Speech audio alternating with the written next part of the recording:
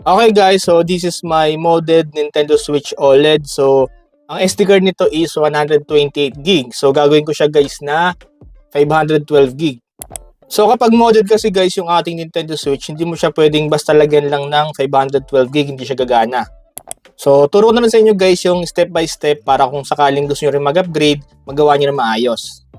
So, para malaman nyo guys na modded ang inyong Nintendo Switch is, pag pumunta po kayo sa album, ito po yung lalabas. Ayan, yan po yung lalabas sa album natin. So first guys, off muna natin yung ating Nintendo Switch.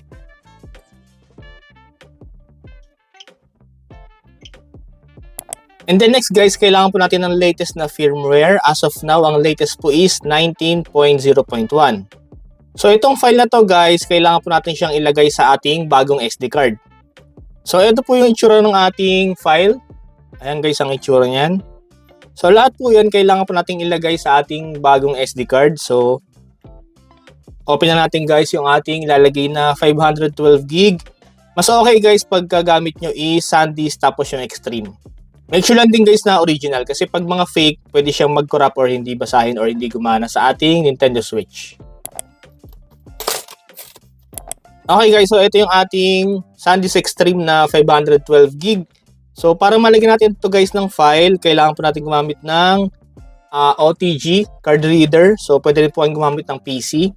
Pero mas madali kung card reader na lang. Tapos, yung file natin is nasa smartphone. So, ito guys yung ating file. So, kailangan po natin siyang i-transfer sa ating SD card.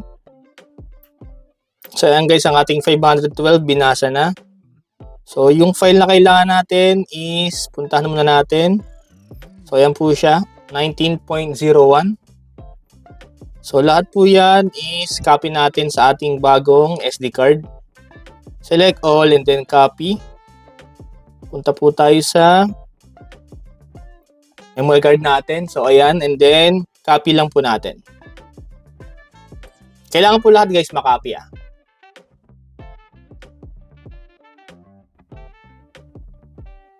Okay, so check natin guys ang ating SD card. So ayan na po, may files na po siya.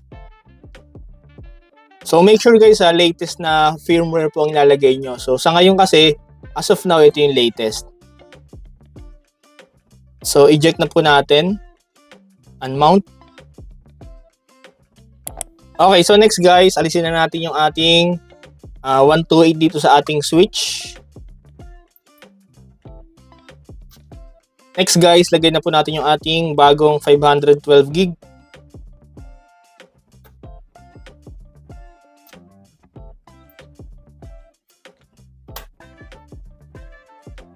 And then open natin guys yung ating switch.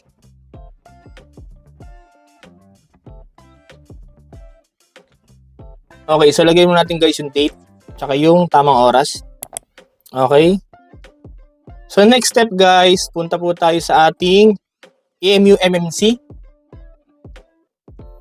Ayan, nalabas po yung disabled. So pag inopen niya, hindi po yung gagana. So kailangan po natin gumawa ng create eMMC. And then click nyo lang po SD file. Ayan, so wait nyo lang siyang matapos guys, medyo matagal to . Make sure lang din guys na meron po tayong mataas na battery percentage. Mas okay kung full charge. Kasi pag yan, nalobat or namatay, baka mag-corrupt ang ating SD card. So make sure kahit mga 70% ang ating battery. So kapag okay na guys, click close lang. Ayan, nalabas mo yan, enabled na po. So okay na po yan, close. And then click launch. And then click CFW. So check natin guys, settings. So ayan guys, meron na po tayong 512 gig. So 417 yung kanyang available. Yung nabawas po na storage dyan, yun po yung kanina yung ginawa natin yung eMMC. Required kasi yung gawin.